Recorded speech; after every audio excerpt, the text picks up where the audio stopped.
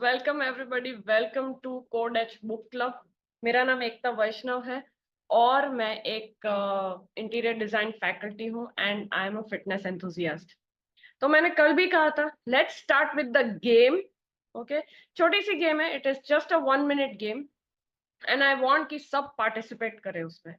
So I will ask you, the name of the game is yes और no. आपको सिर्फ जवाब देना है यस या नो में, मे भी नहीं चलेगा, ठीक है? Fine. I ask you some questions. 5 questions है, वो मैं आपको पूछूंगी। ओके, और आपको चैट में आंसर देना है यस और नो। रेडी? Let's start. तो सबसे पहला क्वेश्चन है कि क्या मैं जनरली खुद को या सिचुएशन को ब्लेम करती हूँ? अगर कुछ हुआ है तो क्या मैं सिचुएशन को ब्लेम करती हूँ? यस और no? Please write in the chat fast. Okay,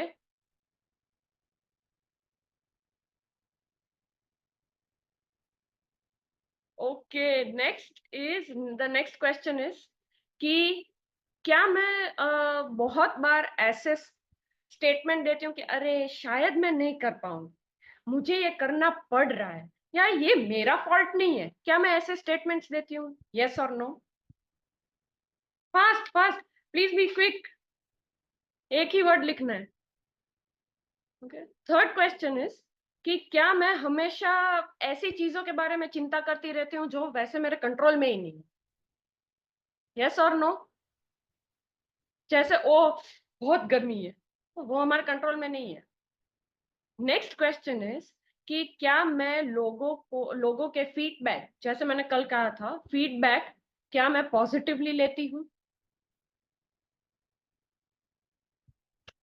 next question is कि अगर कोई भी झगड़ा हुआ, ओके, तो क्या मैं आराम से शांति से उसको सोचकर रिएक्ट करती हूँ?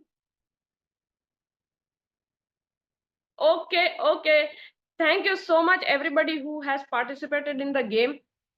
Okay, the answers, if you have given these answers, 1, 4 और 5 के आंसर अगर आपने यस दिए हैं और 2 और 3 के नो दिए हैं, then according to Stephen Covey, you are a proactive person, as mentioned in his this book, 7 Habits of Highly Effective People, right? तो वो कहते हैं कि वो सबसे पहले हैबिट के बारे में बात करते हैं कि बी प्रोएक्टिव। प्रोएक्टिव मतलब कि मैं, जो मेरे साथ हो रहा है या जो मैं कर रही हूँ, वो मेरी वजह से मैं खुद कर रही हूँ। I am taking the responsibility of all the circumstances और the decisions that I am taking. तो वो कहते हैं कि लाइक कोई भी डिसीजन आप ले रहे हो कि हाँ मैं है ना आज चलने इसलिए नहीं गई क्योंकि बहुत धूप है, that is not true. That is you are being reactive. आप जो बाहर सर्कमस्टेंस है उसके बारे में आप बात करें। मैं नहीं गई क्योंकि मुझे नहीं जाना है। Okay, fine, that is okay. So proactive people have this kind of statements, right? They choose their own response. वो कहते हैं between stimulus मतलब घटना, जो बाहर की घटना है, and response मतलब प्रतिक्रिया, हम उसके सामने जो रिस्पॉन्ड करते हैं, we have the right to choose and we should always choose our response according to our decisions, right?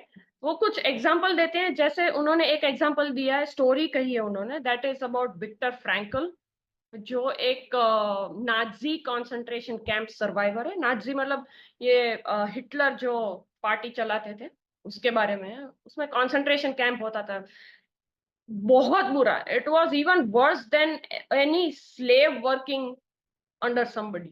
बहुत बुरा था, बहुत। तो वो कहते हैं कि वो खुद साइकेट्रिस्ट थे और उनको कुछ तो नाम है जर्मनी में, वहां पे उनको इम्प्रिजन किया गया था।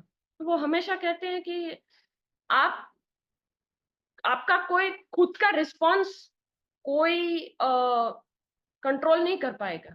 मुझे बहुत बहुत बुरी तरीके से मुझे ट्रीट किया गया पूरा time, but nobody could change my response and my thoughts. Like Bhagat Singh, अगर भगत सिंह को कितना भी, या कोई भी क्रांतिकारी जो होते हैं, उनको कितना भी आप टॉर्चर उनके सामने देखो ना, then you will find out that their response was according to them and not according to whatever was happening, right? He also says that there are two circles.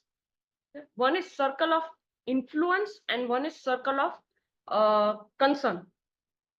The circle of influence is in our control. I'll just try and share a slide, an image if it is possible.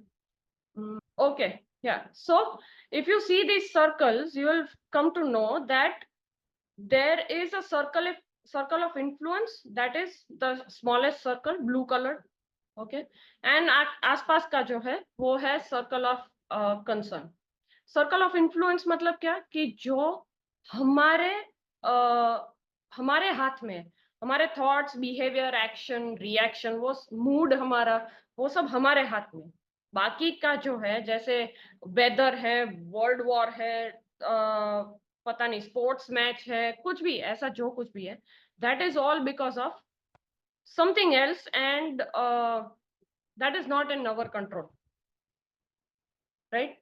तो वो कहते हैं कि भाई circle of influence जो है ना वो हमारे हाथ में है, and that is what is to be developed. You should not be developing the other thing कि भाई, I am sorry, just a second, sorry. Okay, वो कहते हैं कि you should not be concerned about what is happening outside. आप जो strong बना सकते हो उसको ज्यादा, कि हम हमारे एक्शंस अच्छे बना सकते हैं, या हम हमारे जो थॉट्स हैं वो अच्छे कर सकते हैं, वर्क एथिक्स अच्छे कर सकते हैं. वेदर, वो बहुत बुरा वेदर है, उसका हम कुछ नहीं कर पाएंगे. It is okay, just forget it, just stay with it, live with it, right? वो दूसरा एक और चीज कहते हैं कि जो प्रोएक्टिव लोग होते हैं उनकी लैंग्वेज अलग होती है. All reactive people, they have this I can't, I have to, maybe I can. नहीं, प्रोएक्टिव जो लोग होते हैं, they are always with this idea, I can, I will, I'll definitely try if nothing else, right? So he gives this example of a lady जो उनके पास आती है. वो कहती है कि भाई मुझे ना मेरे हस्बैंड के साथ अभी बहुत अच्छा नहीं लग रहा है, he is not very, we are not very into each other, I don't love him. ठीक है, आपके लिए, क्योंकि ये जो लव है ना वो एक शब्द है, you have to act according to that word, तो फिर आपको कोई प्रॉब्लम नहीं होगा. And that lady started, he gave many things, and the lady started with acting. जैसे छोटी छोटी चीज है कि हाँ अच्छा खाना बनाया, ओके इस्त्री कर दी कपड़ों को, all this things are act of love. And then she came after some time, वो कह रहे हैं कि हाँ अभी अभी सब ठीक हो गया, everything is settled, thank you so much. So he gives some tools to be proactive. वो जैसे कहते हैं सेल्फ अवेयरनेस एक्सरसाइज.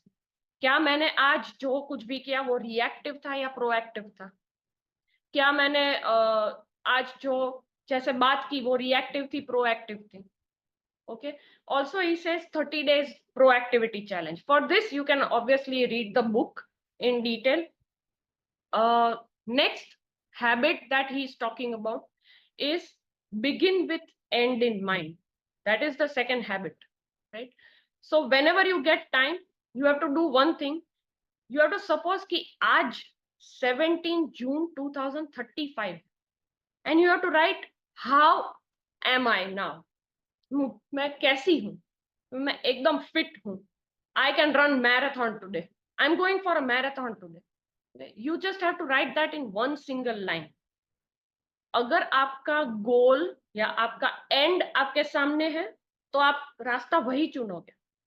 वो एक एग्जांपल देते हैं कि एक दीवार है, अगर उसके सामने एक लैडर रखी हुई है, जैसे उसके पीछे खजाना है, उसके आगे लैडर रखी हुई है, लैडर चढ़ते जाओ, फिर पता चला कि अरे ये तो दीवार ही गलत है. ऐसा नहीं.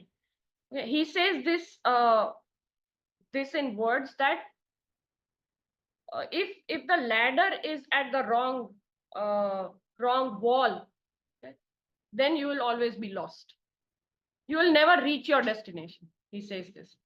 Okay, वो दो क्रिएशन के बारे में भी बात करते हैं, that first everything is created in our mind. Mental creation के बाद, जैसे आइडिया, विजन, ये सब चीजें.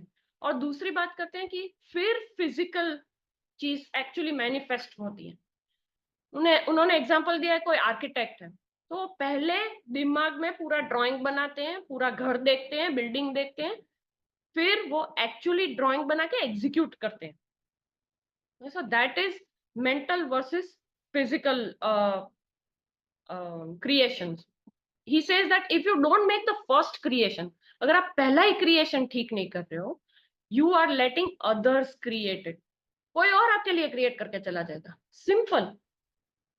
सो he also gives one more example कि सपोज आप एक विजुअलाइजेशन करते हो, विजुअलाइज योर ओन फ्यूनरल, वो कहते हैं, and this is a very very famous example of him. वो कहते हैं विजुअलाइज अ फ्यूनरल जो आपका ही है खुद का, और आप लिस्ट लिखोगे, सपोज मेरा मेरा भाई है, मेरी फ्रेंड है, मेरे कलीग्स हैं, उसके पास से आपको क्या लिखवाना है, at the end what do you want them to say about you, अच्छा या नहीं, ठीक है, हाँ हाँ अच्छी थी, बहुत ठीक नहीं थी, ऐसा नहीं, बहुत अच्छी थी, उसने ये बहुत अच्छा किया, ये हमारे लिए किया, वो हमारे लिए किया, डू यू वांट दैट?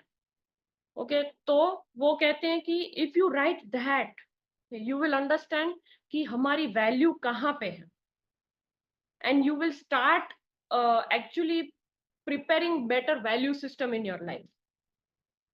तो वो एक और स्टोरी कहते हैं कि एक इंसान था जिसने ये एक्चुअली फ्यूनरल टेस्ट किया, फ्यूनरल विजुअलाइजेशन उन्होंने किया, एंड ही रियलाइज कि मैं बहुत काम कर रहा हूँ, मैं मेरे लिए, पैसों के लिए, फैमिली के लिए मैं बहुत काम कर रहा हूँ, पर जिसके लिए काम कर रहा हूँ उसके लिए तो मेरे पास टाइम ही नहीं है, उसके लिए मेरे पास कुछ है ही नहीं।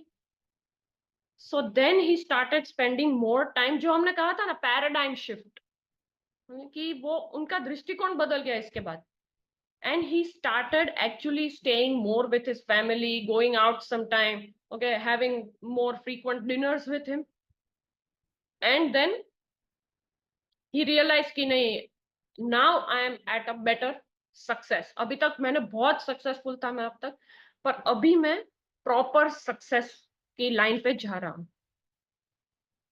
उसने उन्होंने दूसरा प्रिंसिपल दिया हुआ है कि प्रिंसिपल सेंटर्ड लाइफ, हमें हमेशा जो हमारे कोर वैल्यूज, कल भी बात की थी मैंने कि इंटेग्रिटी है, ह्यूमिलिटी है, करेज, जस्टिस, ये सारे कोर वैल्यूज के आसपास हमारी लाइफ होनी चाहिए, ना कि